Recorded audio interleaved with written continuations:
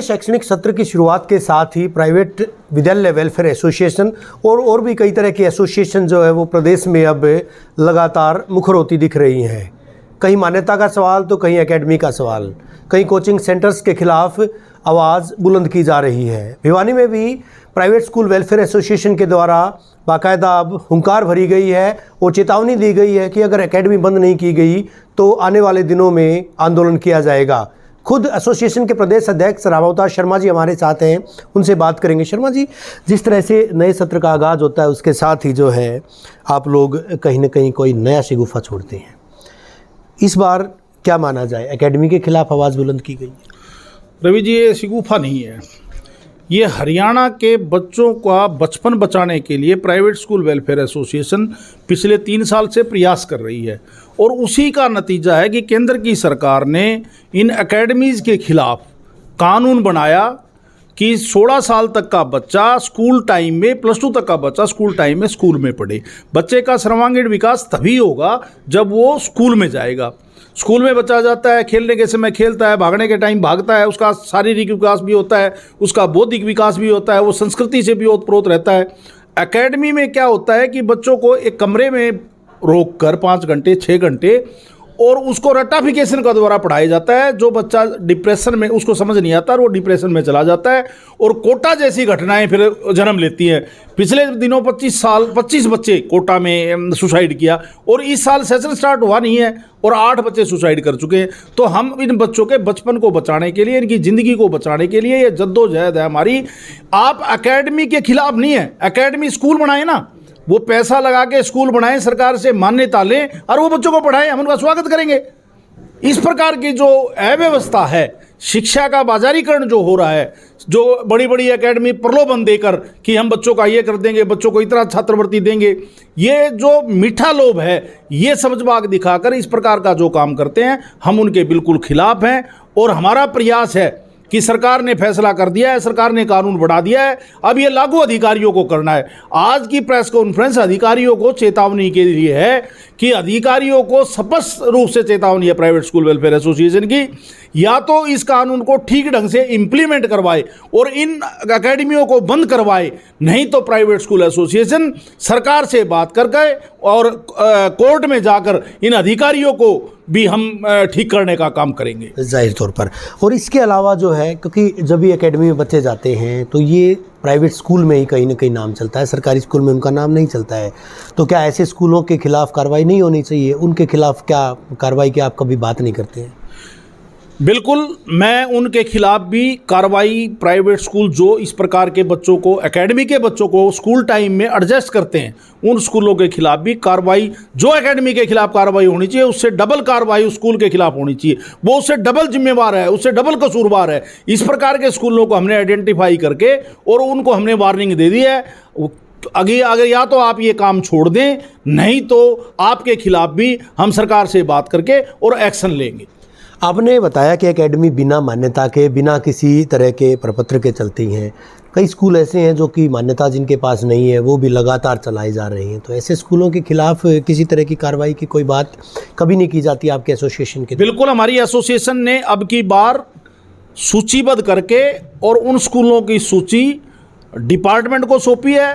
चंडीगढ़ से डायरेक्टरेट से मिलके, डायरेक्टर से बात करके हमने सारे हरियाणा में उन स्कूलों को लिस्टिंग करवा के और अभी सभी डिस्ट्रिक्ट में उनको न्यूज़पेपर में दिया जा रहा है कि जो अवैध रूप से चल रहे हैं, जो गलत रूप से बिना मान्यता के चल रहे हैं, उन स्कूलों में अपने बच्चों का एडमिशन ना करवाएं। हरियाणा में कितने ऐसे स्कूल हैं?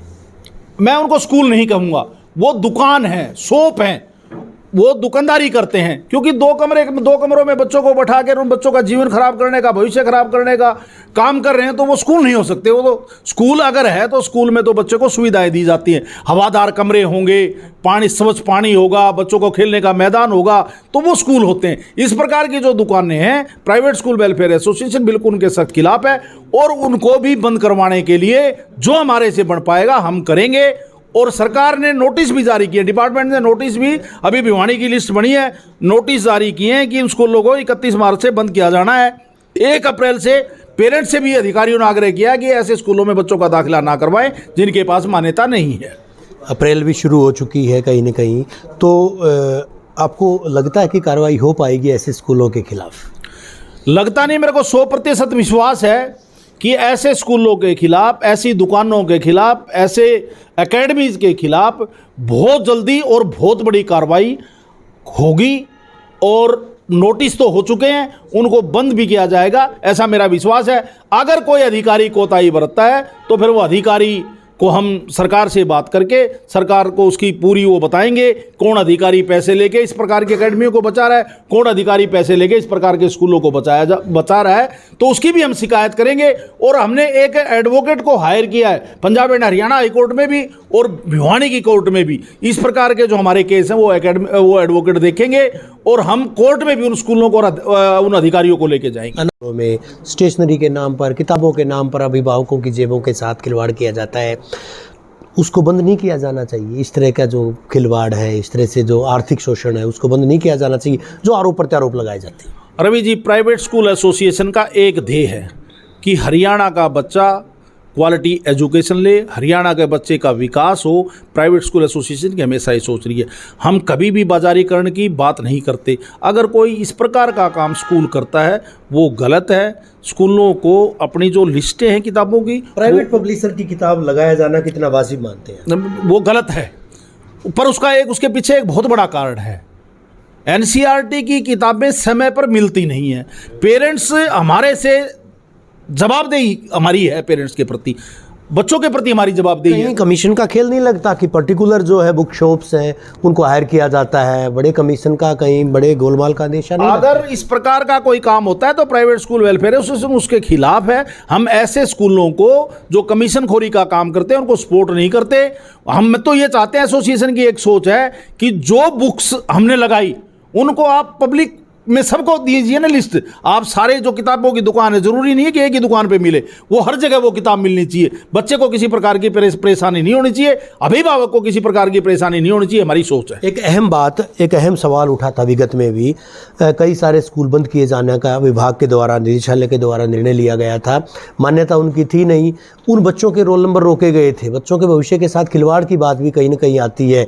और सत्र के अंत में जब इस तरह की बात सामने आती है, सत्र की शुरुआत में तो आप जोर शोर से आवाज़ उठाते हैं, लेकिन बाद में दाखिले किए जाते हैं, बच्चों के रोल नंबर नहीं आते हैं, बच्चों को परीक्षा से महरूम रखा जाता है, तो क्या ऐसे स्कूलों के खिलाफ कार्रवाई की ताकीद नहीं की जानी चाहिए?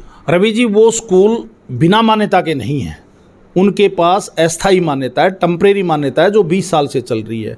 सरकार ने 2014 में जब भारतीय जनता पार्टी ने चुनाव लड़ा तो मैनिफेस्टो में दिया था कि ये जो स्कूल है टेम्परेरी, जितने भी हरियाणा प्रदेश में स्कूल हैं, नियमों में सरलीकरण करके और इनको स्थायी मान्यता देने का हम काम करेंगे।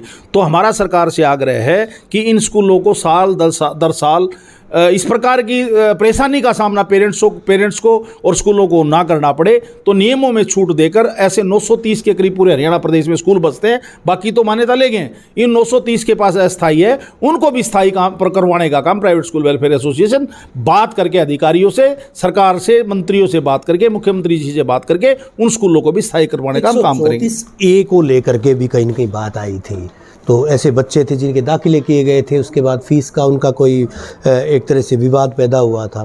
क्या फीस कोई राशि जारी की गई विभाग के द्वारा, सरकार के द्वारा? और अभी आपने एक दूसरा सवाल इसी की अनुवर्ती में कि आपने बताया था कि प्रदेश के मुखिया का भी सम्मान किया जाएगा, वो किस एवज में किया जाएगा? देखो, हरियाणा के प्राइवेट स्कूलों की 7 साल से 134A के बच्चे पढ़ाए हुए पैसे 34 करोड़ रुपया, ये जब 134 से हमने बच्चों को पढ़ाना शुरू किया था तो इसका पैसा भी फिक्स भारतीय जनता पार्टी की सरकार ने, आदरणीय शिक्षा मंत्री जी रामविलास जी शर्मा होते थे, उन्होंने इन स्कूलों को पैसा फिक्स किया था कि हम इतने पैसे इन बच्चों के लिए देंगे पढ़ाने के लिए, आप पढ़ाइए।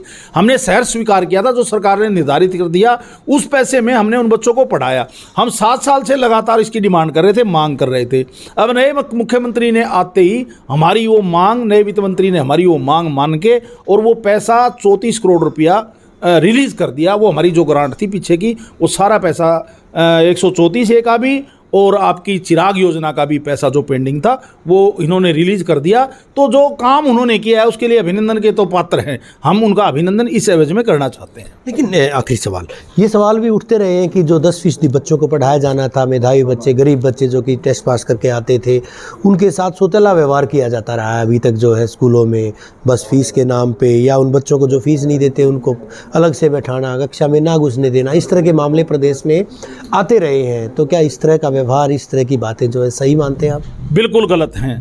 देखो, हरियाणा का बच्चा चाहे गरीब का बच्चा है चाहे अमीर का बच्चा है, बच्चा हमारे स्कूलों के लिए बिल्कुल एक समान दृष्टि से हमें देखा जाता है। हम विद्यालय में ड्रेस हमारे लगाने का कारण भी ये होता है कि सब बच्चे समान हों, सब बच्चे समान दिखें। तो इस प्रकार का अगर भेदभाव किसी ने किया है तो उसकी मैं निंदा करता हूँ और वो गलत है।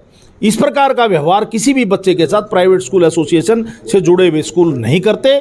और ये मैं आपको भी आश्वस्त करता हूँ कि आगे से, क्योंकि अब भी हमारे पास वो बच्चे पढ़ रहे हैं, इस प्रकार के बच्चे हैं, आप कहीं भी किसी भी स्कूल के में अगर इस प्रकार का व्यवहार कोई स्कूल करता है तो आप जागरूक पत्रकार होने के नाते आप वो हमारे भी संज्ञान में लाएं।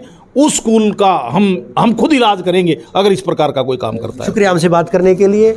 प्राइवेट स्कूल वेलफेयर एसोसिएशन के अध्यक्ष, प्रदेश अध्यक्ष रामावतार शर्मा, जिनका साफ तौर पर कहना है कि एकेडमी संचालक जो है उनके खिलाफ कार्रवाई की जानी चाहिए, क्योंकि बच्चों के भविष्य की बात है।